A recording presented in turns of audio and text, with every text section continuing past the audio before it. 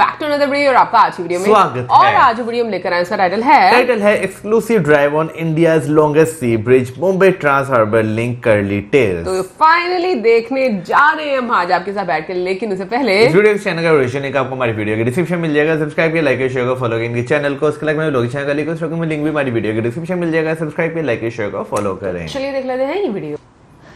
याद है वो दिन जिस दिन वर्ली सी लिंक लॉन्च हुआ था? Now what if I tell you that Mumbai में अब एक ऐसा सी ब्रिज है जो वर्ली सी लिंक से 4 टाइम्स बड़ा सेंट्रल मुंबई को नवी मुंबई से कनेक्ट करेगा, 2 घंटे का रास्ता कट शॉर्ट करेगा सिर्फ 20 मिनट में। और साथ ही में आपको देखने को मिलेगा एलिफेंटा केव्स और मुंबई का unrevealed skyline view. So Curly Tales has got an exclusive view to the Mumbai trans harbour link. Let's go on a drive.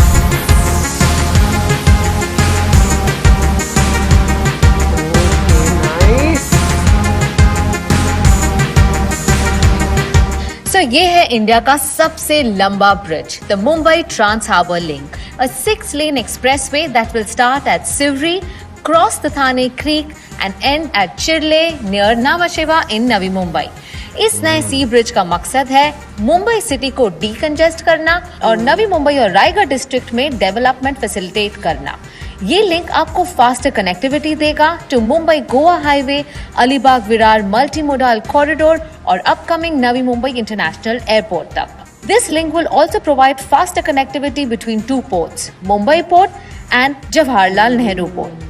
22 kilometres में से 16.5 किलोमीटर है over the sea and rest on land, making it one of the longest sea bridges in the world. और इस bridge का नाम है अटल बिहारी वाजपेयी सिवरी नावा सेवा अटल सेतु। इस ब्रिज का नाम Well, we've got the access to the road just a few days before the launch, तो वैसे यहाँ पर गाड़ी रोकना या उतरना बिल्कुल अलाउड नहीं है। There are cameras placed at every 330 meters, so make sure you're following all the rules. There are literally no U-turns. Only in case of emergency, there are about 2 decks in this 22 kilometer stretch. But trust me, the drive on this road is going to be truly enjoyable. Mahindra ये एक orthotropic steel bridge है, मतलब एक steel super structure से बहुत ही advance Japanese technology से बनाई गई है। इस डेक का स्पैन है 180 metres long and 2200 metric ton है इसका वेट, जो इंडिया में फर्स्ट टाइम यूज हुआ है। और सबसे चौंका देने वाली बात, इसमें 17 आईफिल टावर जितना रीइंफोर्समेंट स्टील और 4 हावड़ा ब्रिज जितना स्ट्रक्चरल स्टील यूज हुआ है। This is truly a state of the art Marvel. Marvel तो है। This road is such a joy to drive on. बहुत मजा आ रहा है। स्पीड लिमिट है यहाँ पे 100 किलोमीटर्स पर hour, but as you can see अभी रोड का कंस्ट्रक्शन हो रहा है, कई जगहों पर थोड़ा बहुत काम हो रहा है। I think just last finishing touches that are happening. Sivri has always been known for the migratory birds that visit every year.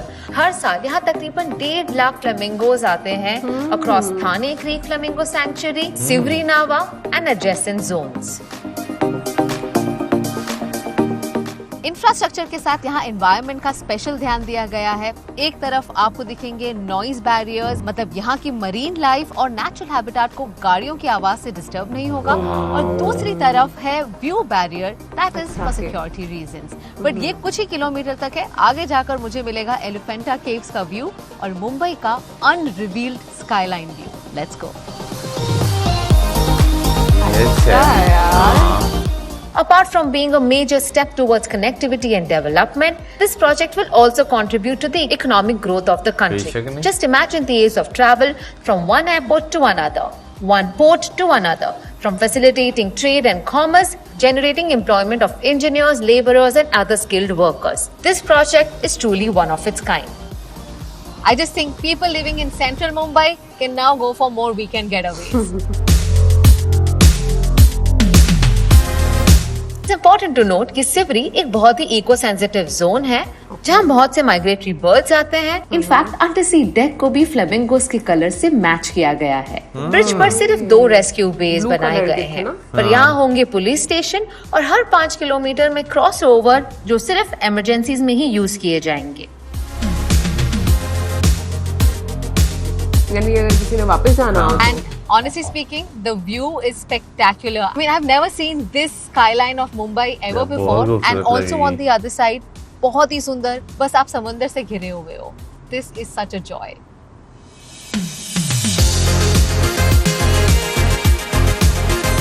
तो यही है वो टोल नाका that I was talking about. Navi Mumbai से आप जैसे ही एंटर करते हैं on MTHL, you will see it there. And can I tell you something, this is the first time जो इंडिया में होगा ओपन रोड टोलिंग सिस्टम, जिसका मतलब है कि गाड़ियों को यहाँ पर रुकना नहीं पड़ेगा. In a moving car your toll will be collected because your vehicle number will be linked for toll collection. Of course, there's going to be FASTag as well. There are going to be barriers for those of you who break rules, but that's not going to happen here because this is a way forward in digitization as well as modern India. हमारा travel time तो कम हुआ ही है और साथ ही में आपका toll पे waiting time भी कम हो रहा है. और मुझ जैसे फूडीज के लिए there are food plazas on the other side of this toll naka. So let's go.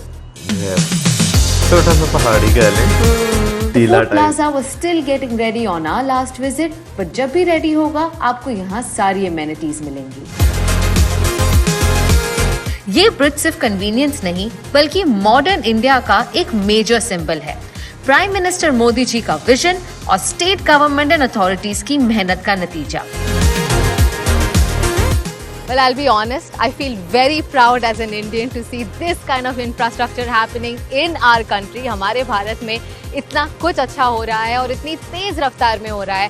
I can't wait to see what the future of road travel really looks like. तो जैसे ये रोड लॉन्च होता है आप लोग आइए, but remember to follow all the rules so that we get more of such infrastructure in our country. Until next time, it's me Kamya Jani signing off. Bye. भाई सबसे पहले जो है ना, मैं एक बात पूछना चाहूंगा, इस ब्रिज पर जो है बाइक्स जाने की इजाजत होगी कि नहीं? क्योंकि मैं वीडियो देखता देखता सोच रहा था कि अगर आपको अच्छा टाइम जो है स्पेंड करना है तो आप जो है ना एक रूट मार कर आ सकते हैं. हाँ बिल्कुल, है ना? बहुत खूबसूरत. ये स्पेशली मुझे लगता है जो अर्ली मॉर्निंग और साथ में इवनिंग का टाइम, सनसेट का टाइम, इवनिंग भी और लेट नाइट भी. लेट नाइट भी अच्छा लगेगा, लेकिन पता क्या है, समंदर नजर आ रहा ना तो ज्यादा खूबसूरत लगता है. नहीं, वैसे जो है ना मैं कहूँगा इंडिया में खासकर मुंबई में सी लिंक के एक फायदे हैं क्योंकि भाई धुंध नहीं पड़ती, ज्यादा सर्दी भी नहीं आपको मुंबई में देखने को मिलती. तो आप एनी टाइम किसी भी वेदर में किसी भी टाइम जो है साल के किसी भी इसे में एंजॉय कर सकते हैं. बारिश में कितना मजा आएगा ना वो, लेकिन एनी टाइम बोला तो उसमें गाड़ी होना जरूरी है. okay. वरना 20 किलोमीटर जो है ना आप जब भीगते हुए जाएंगे फिर आप बीमार भी हो सकते हैं. नहीं, वैसे जो ब्रिज है वो तो 16 किलोमीटर का ना, 16.5 टोटल तो लगभग 21-22 किलोमीटर का ना. तो लाख बात है, आप बीच में यूटर्न तो ले नहीं सकते. तो आप जब फिर जाएंगे 20-22 किलोमीटर भीगते हुए जाएंगे, फिर वापस घर भी आना होगा तो फिर तबीयत खराब हो सकती है. खैर एनीवे हम लोग प्रोजेक्ट की बात करते हैं. भाई बहुत कमाल का प्रोजेक्ट, बहुत ही खूबसूरत, और स्पेशली लोगों के जो आप कह लो कि लोगों को सुविधाएं दी जा रही हैं डिफरेंट प्रोजेक्ट्स के माध्यम से, मैं कहूँगी वो कमाल का है. और इवन मैं ये बात जरूर भी बोलूंगी कि जितने भी नए प्रोजेक्ट्स हैं उनमें सबसे अच्छी चीज ये है कि उनका एक कनेक्शन जिस तरीके से डिजिटल टेक्नोलॉजी के साथ है, वो चीज बड़ी अच्छी लग रही है. देखें मेरा ख्याल है जब आप प्रोजेक्ट बनाते हैं ना तो उसके प्रोज होना जो है ना वो बहुत ज्यादा जरूरी है.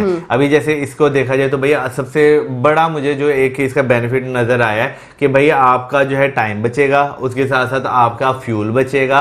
तो देखा जाए डायरेक्ट भी देखा जाए इनडायरेक्ट भी देखा जाए, गवर्नमेंट और पब्लिक दोनों का पैसा जो है वो बच रहा है. नो डाउट एक बार आपने पैसा लगाया, लाजमी बात है हजारों करोड़ों के हिसाब से जो है वो पैसा लगेगा. समंदर पे ब्रिज बनाना कौन सा आसान काम है? तो भाई लेकिन फिर आप देखें ना लॉन्ग टर्म में उसके कितने बेनिफिट है. अच्छा एक और चीज फिर जो हमेशा हम कहते हैं कि भाई इंडिया में जब भी आप प्रोजेक्ट देखते हैं ना उसमें नेचर का बहुत ज्यादा ख्याल रखा जाता है. ये सबसे अच्छी चीज है. और जिस तरीके से हम लोगों ने देखा जो बर्ड्स थे, खैर उनका नाम ही मुझे आता, बट उनके मुताबिक जो है कलर भी किया गया, जो नीचे वाले पिलर्स हम कहेंगे उनको, उनका भी.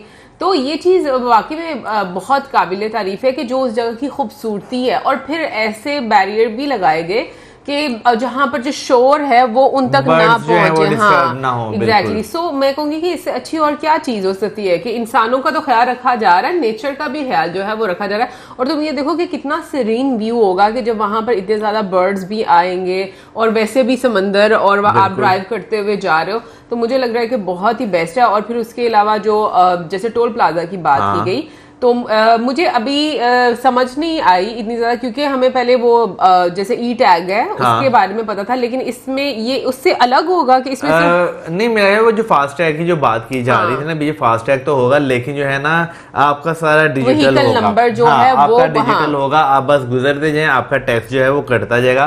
तो वो फास्ट टैग टाइप ही हो गया ना, फास्ट टैग हो गया ना, कि भाई वो कोई सीन नहीं होगा कि बैरियर लगा हुआ है, आपको खड़ा होना पड़ेगा, टोल पे करने फिर बस उसे स्कैन किया, कट गया और चलते गए। मुझे लगता है ये चीज बहुत बेस्ट है, और स्पेशली टोल प्लाजा पर ये वाली टेक्नोलॉजी होना बहुत ज्यादा जरूरी है। क्योंकि इतनी लंबी लंबी लाइंस अक्सर हम लोगों को देखने को मिलती हैं, और उसका कारण यही होता है कि भाई आपको मैनुअल चीजें जो कर रहे होते हैं। टेक्नोलॉजी इस्तेमाल करने के साथ साथ ना पब्लिक को अवेयरनेस देना जो ना बहुत ज्यादा जरूरी है, जो कि इंडिया में आपको देखने को मिलते हैं। क्योंकि यहाँ पर भी मैं देखता हूँ कि भाई हर अब टोल प्लाजा पर ई टैग जो है वो इंट्रोड्यूस करवा दिया गया है, लेकिन बहुत कम लोग जो है कर रहे हैं, लेकिन बहुत कम लोग उस साइड पर जो है वो अभी जा रहे हैं। हाँ, जब ज्यादा सख्ती होगी फिर लंबी लंबी लाइनों में लोग खड़े हो जाएंगे, भाई गवर्नमेंट ने हमारे साथ ज्यादती कर दी, लेकिन ये नहीं लोग सोचे कि भाई कितनी देर से गवर्नमेंट आपको कह रही भाई करवा लो करवा लो करवा लो। बट वो फिर आ जाती ना चीज, लोगों में अवेयरनेस नहीं है, लोग एजुकेट होना भी नहीं चाहते और ना ही अपनी लाइफ को ना आसान बनाना चाहते हैं, वो हम लोग मैनुअल चीजों पर ही अभी तक बिल्कुल। एक और चीज जो है भाई, हर 330 मीटर पे आपको सिक्योरिटी कैमरास जो है वो भी देखने को मिल रहे हैं, आपको कहीं खड़े होने की इजाजत नहीं है।